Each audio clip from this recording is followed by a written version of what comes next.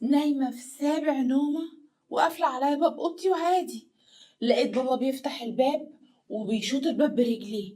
قومي قومي، مفيش عرسان، مفيش جواز، أنا أولى بيكي، أنا أولى بيكي. وراح جايبني من شعري ومقومني من على السرير بالعافية. أنا طبعا على بال ما أنا نايمة في سابع نومة، على بال ما استوعبت الموقف. إيه ده؟ هو في إيه؟ تاني تاني يا بابا، يا بابا حرام عليك، انت عايز مني ايه؟ الا انا كل شويه انا اولى بيكي، انا اولى بيكي ومعرفش ايه. المره دي بقى عرفت افلت من تحت ايده. هو مسكني يا دوبك من شعري، فانا زقته جامد كده وهو عامل حسابه ان انا رايحه في سابع نومه، فاللي هو ايه، صاحيه اصلا مش فايقه. المهم رحت زقه ايده بعيد عني، ورحت زقاه هو على السرير، وقع فعلا على السرير، ورحت طالعه جري من باب الاوضه. طبعا فضلت الف، اروح فين؟ انا كل دوت اساسا مش مركزه، لسه برضو نايمه. اعمل ايه وانا بالهدوم دي؟ وبعدين شدني من الهدوم برضو، مش اتقطعت بس يعني فتقت كده من بعضها. ما لقيتش حاجه اعملها ولا اتصرف غير ان انا رحت فاتحه باب الشقه ونزلت جري. نزلت تحت في، طب انا رايحه فين؟ انا داخله، انا نازله كده على الشارع. افتكرت واستوعبت بقى ان انا ايه، لا طب ما اطلع عند عمي فوق، انا هنزل الشارع بالمنظر ده ازاي؟ المهم رحت طالعه على عمي على طول. قلت ايه بقى، ما فيش حل تاني قدامي غير كده. طلعت على عمي، فضلت اخبط، ما احنا وش الفجر. فضلت اخبط وارزع على الباب: الحقوني الحقوني الحقوني الحقوني. طبعا على بال ما فوقوا هما كمان وفتحوا على صوت سويتي وبتاع على الباب.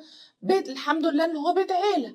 المهم عمي فتح لي: في ايه ومالك عامله كده ليه، ومالك مبهدله كده ليه، وش في ايه، حرامي عندكم ولا في ايه؟ قلت له لا مش حرامي، تعالى الحق بابا. قال لي ماله ابوكي بيعمل ايه؟ قلت له بيعمل فيا اللي بيعمله، تعالى الحقني دلوقتي وشوف لك حل بقى معاه. انا ما بقتش قادره خلاص على اللي هو بيعمله فيا ده. وبعدين عمال يتهجم عليا وبيقول لي انا اولى بيكي، انا اولى بيكي. قال لي يا نهار اسود، ده اتجنن رسمي، ازاي يعمل كده، وازاي يقول لك الكلمه دي، وازاي، وايه التصرفات اللي بيعملها فيكي دي، وهو اللي مقطع لك هدومك كده، وهو اللي مشدك مش عارف كده. قلت له اه هو. قال لي طب خشي انا بصي، ما انا هتكلم في ايه دلوقتي، ممكن نسمع صوتنا للجيران والمنطقه اللي حوالينا وبتاع. خشي نامي يا بنتي جوه والصباح رباح. قلت له صباح رباح إيه؟ انزلوا دلوقتي. قال لي لا انزلوا دلوقتي ايه، سيبيه دلوقتي خالص لما يبقى يهدى خالص، اما النهار يطلع له عينينا انا هبقى انزل اتصرف معاه. قلت له طيب ماشي. المهم خدت بعضي فعلا وقلت له لا انا لا قادره انام، وطبعا منهاره من العياط. قلت له لا قادره انام ولا قادره اعمل حاجه، انا هقعد هنا على الكنبه هنا. طبعا البيت عند عمي كان كله هو كمان صحي. عمي قال لي اللي انت عايزاه. المهم راح جايب لي غطا وبتاع، ورحت ايه، قاعده على البتاع، وفضلت طول بقيه الليل بقى لحد الصبح صاحيه ومنهاره من العياط. وطبعا قعدت بقى افتكر في ذكريات ماما. والله يرحمك يا ماما، انت اللي سبتيني للشقه ده ومعرفش ايه. ميتة بقى لها كام سنه، انا كنت يا دوبك لسه في الاعداديه، وانا اللي واخده بالي من بابا، واخده بالي من اخواتي الاتنين، بس واحد فيهم اكبر مني والتاني اصغر، فرق بيني وبينه سنه واحده بس. وما بشوفهمش اصلا خالص في البيت، يعني مش موجودين في البيت. فبقيت طالعه انا اللي في البيت، بعمل من وانا اعدادي، بعمل اكل وشرب وبطبخ وبغسل وكل حاجه، وشلت المسؤوليه بعد ايه، بعد موت امي. لحد ما كبرت بقى دلوقتي لقيت بقى ابويا بيعمل فيها العمايل دي. كل ده ليه؟ لما عمي قال لي بقى انت خلاص كبرتي وبتاع، وجايب لك عريس، العريس يبقى قريب مرات عمي.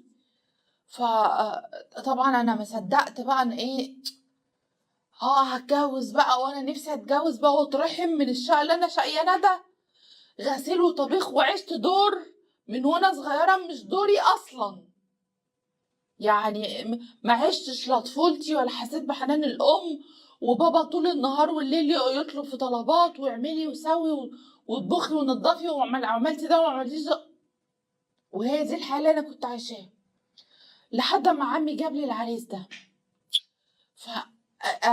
لما مرات عمي قعدت كلمتني عليه وبتاع، انا كنت عارفاه لانه بحكم القرابه يعني، فانا عجبني. فعمي قعد مع بابا وكلمه، قال له البنت خلاص دلوقتي في سن جواز وبتاع، واحنا البلد بتاعتنا يعني البنات بتتجوز فيها بدري. فابويا راح مزعق فيه وقال له لا، انا ما عنديش بنات للجواز، هو انا كنت قلت لك شوف لها عريس؟ انت مين اللي قالك تشوف لها عريس؟ فعمي وقتها كده استغرب، قال له هو ايه اللي مين اللي قال لها تشوف لها عريس؟ العريس فلان الفلاني، ما انت عارفه وعارف عيلته وعارفهم، جه كلمني على البت، ما هو عارفها برضو، انا لا شفته ولا عملت، هو جه اتقدم لي، قال لي اتكلم معاك انا وبعدين هيجي يتقدم لك. لا، انا ما عنديش بنات، انا ما عنديش بنات. وقلب بابويا ايه، وقلب الدنيا. فعمي قعد معاه قال له لا بقى، فهمني بقى إيه الحوار، ايه اللي لا ما عندكش بنات، ما عندكش بنات، امال البت دي مين اللي هيتجوزها؟ يعني هتفضل قاعده كده زي البيت الواقف، ولا هتخليها بايره؟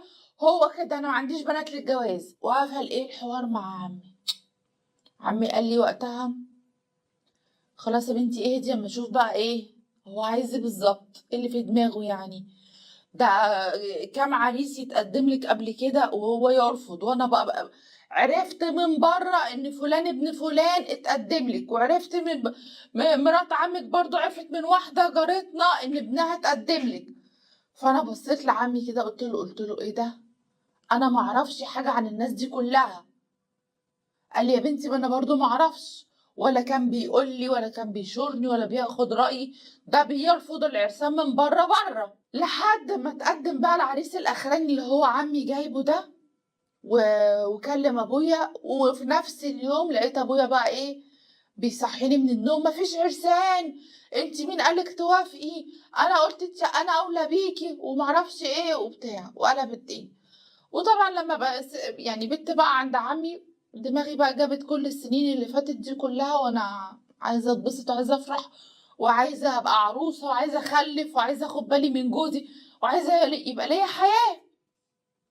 المهم سبحنا بقى تاني يوم، فضلت بقى طول الليل بقى اعيط وبتاع، لحد تاني يوم فعلا زي ما عمي قال لي انا هتصرف بقى معاه بكره الصبح. فضلت قاعده عند عمي، مرات عمي ادتني اللبس ومش عارفه ايه، قالت لي خليكي بقى قاعده هنا لحد ما نشوف ايه ابوكي هيرسى على ايه مع عمك. وعمي راح واخد فطار وبتاع وراح نازل له، قال له بقول لك ايه، بنتي وانا حر فيها، انا يا سيدي مش عايزه اجوزها، دي اللي انا لو جوزتها دلوقتي انا مين هياخد باله مني، ومين هيراعيني، ومين هيطبخ لي، واخواتها الاتنين دول والبيت وبتاع. قال له يا نهارك اسود، انت عايز البيت تفضل قاعده من غير جواز علشان خاطر تعمل لك اكل وشرب وبتاع؟ قال له اه طبعا، ما انا مين اللي هياخد باله مني؟ قال له ما تتجوز يا عم، انا مش بتاع جواز، لا هتجوز ولا هعمل، وهي هتفضل قاعده هنا كده تخدم فيها وانا واخواتها. فطبعا ام صوتهم كان جايب اخر الدنيا، وانا ما قدرتش استحمل اسيبهم وهم بيتكلموا وانا قاعده فوق. ففضلت قاعده على السلم وسمعت كل الحوار، رحت واخده بعضي وداخله فتحت بيبان الشقه عندنا بتسيبها مفتوحه كده ايه مواربه يعني زي ما بنقول. المهم رحت زقه باب الشقه ورحت داخله، فقلت له يا بابا انت مش عايزني اتجوز؟ قال لي راح عمي سمع منه الكلمتين وراح سايبني وطالع. قال له لا الله يعينك على دماغك، ده انت بقيت في البلالة خالص. وراح عمي ما عجبوش الكلام وراح سايبه ومشي، كان عنده شغل ومشي مستعجل. المهم فضلت قاعدة واقفة مع بابا، فقال لي انت لو وافقتي على الجواز ولا عملتي حاجة من ورايا من غير ما اعرف، لا انت بنتي ولا اعرفك، وانا هبقى متبري منك طول العمر. فانا بصيت له كده وسكت، اللي هو طب يا بابا انت بتعمل كده ليه؟ يعني هو كل اللي امها تموت ابوها ما بيجوزهاش عشان تقعد تخدمه؟ انا عايزه افرح، طب انت يعني عايش لي النهارده ومش عايش لي بكره، واخواتي الاتنين اكني يتيمه اصلا وما عنديش اخوات. اخواتي الاتنين مش موجودين في حياتي اساسا، محدش فيهم بيقولي حتى صباح الخير. انت طولة العمر ليك، لما ربنا يعني يرحمك هتسيبني بقى انا لمين؟ اللي اعرفه ان الابهات والامهات بيبقى عايزين يطمنوا على بناتهم وولادهم قبل ما يموتوا. انت لا، انت عكس الناس كلها. قال لي هو انا كده. سمعت طبعا منه الكلام اللي هو انا دلوقتي مش عارفه اتصرف ازاي. العريس اللي عمي جايبولي فعلا كويس جدا ومحترم وابن الناس، وابويا نفسه عارف الكلام ده كويس وانا موافقه عليه، وابويا حاططني في خانة اليك ما بينه وما بين الجواز. يقول لي لا، كل اللي طالع عليه لا، انا اولى بيكي، تخدميني انا اولى، تقعدي مع انا اولى، انا اولى، انا اولى، انا اولى. ما انت اولى وكل حاجه، بس يعني لحد امتى؟ هو انت هتعيش لي طول العمر مش عايز تفرح بيا وتجوزني؟ فانا دلوقتي مش عارفه هتصرف ازاي. اروح اتجوز من وراه؟ ما هو عمي كمان مش مقتنع باللي هو بيقوله، وعمي معايا في الخط. يعني عمي ممكن يقطع ابويا علشان خاطر يجوزني، فممكن اتجوز بقى انا من وراه، ولا مش عارفه اعمل ايه. وهل هو ليه حق اصلا في اللي هو بيقوله ده، ولا انا صح ولا هو صح، ولا هي الدنيا اتغيرت وانا مش عارفه، ولا اعمل ايه دلوقتي؟ انا مش عارفه. هو للاسف الاب في الحته دي يعني اب اناني جدا جدا. ايه يعني اكل وشرب وغسيل؟ ما تشوف حد يجي يعمل لك يا عم الحاج الحاجات دي، يعني الموضوع سهل. وبعدين الدنيا كلها فعلا، هو للاسف الانانيه عنده واصله لمرحله عاليه جدا. الابهات والامهات فعلا بتبقى عايزه تطمن على اولادها قبل ما يموتوا. انا سايب ويعني معلش انتي بنت كمان مش ولد، لو ولد مش مشكله، ولد هيشيل نفسه وبيصرف على نفسه ومصيره هيجوز نفسه، لكن البنت اهلها اللي بيجوزوها. فلا، ابوكي شايف الموضوع صعب جدا ومحتاج حد بقى يقعد معاه كده. شوفوا له حد شيخ. يا حاج اللي انت بتقوله دوت، هي مين قالك ان بنتك حتى لما تتجوز انها مش هتيجي تراعيك؟ ما هو يعني انت ليه هو حاطك كده ما انا هتجوز برضه يا بابا وكل حاجه، وهاجي اعمل لك اكل واشوف لك طبيخك واغسل لك غسيلك، وهاجي لك كل يومين ثلاثه اعمل لك طلباتك واعمل لك كل حاجتك. اديله حته الامان ان انت مش هتتجوزي وتبعدي فاللي هو هتنسيه مش هتعملي له حاجه.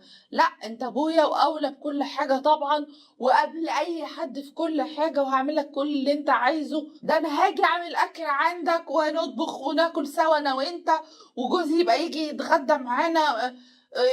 هاجي لك خميس وجمعه بيت معاك. اقعدي معاه وسيسيب الكلمتين دول، طمني قلبه. هو يمكن من شدة تعلقه مثلا بيكي ولا حاجة فاكر ان انت هتروحي ومش هترجعي، او هتقولي ما صدقتي. لكن لا، اقعدي معاه كده وطمنيه، وخلي حتى العريس نفسه رسوه على الدور. لو شريكي هيفهم قصد ابوكي ايه من رفضه ليه، وخليه يجي يقول له يا عم الحاج مين قالك بس ان انا هاخد بنتك منك؟ ده احنا هنيجي نقعد معاك على طول. انت تشرفنا وتنورنا وتعالى اتغدى معانا كل يوم. كلمتين حلوين كده يلطفوا الجو، وان شاء الله ربنا يهديه ويصلح حاله. لكن الابهات لان على النقيض برضو بتبقى الام نفس الشيء، عايزه بنتها قاعده جنبها، عايزه ابنها لا ما تتجوزش واقعد معايا. بيبقى في حته انانيه غير طبيعيه. طب يا جماعه انتوا مش بتفكروا في المستقبل؟ ولادكم وبناتكم دول مش عايزين تطمنوا عليهم؟ ده بيبقى الشغل الشاغل للاهالي عموما كلها. انا عايزه اطمن على اولادي قبل ما اموت، عايزه ابقى شايفاكي في عصمه راجل يا بنتي يحافظ عليكي ويبقى سندك وظهرك بدالي. فليه يا حاج اللي انت بتعمله ده؟ فراجع على الحلقه وخليه يقرا الكومنتات ويتابع الحلقه والكومنتات، لعل وعسى ربنا يهديه كده ويعقل ايه، ويبقى حاسس بغلطته تجاهك. برضو يعني يا ريت كل واحد كده يكتب له كلمتين في كومنت يمكن ربنا يهديه يعني ويصلح حاله. خلصت حلقتي النهارده، يا رب الحلقه تكون عجبتكم. اشوفكم في حلقه جديده ان شاء الله. اللي عنده اي مشكله وحابب يعرضها بنفسه يسيب لي رقم تليفونه، واللي حابب اعرضها بالنيابه عنه يبعتها لي فويس مسج او مكتوبه.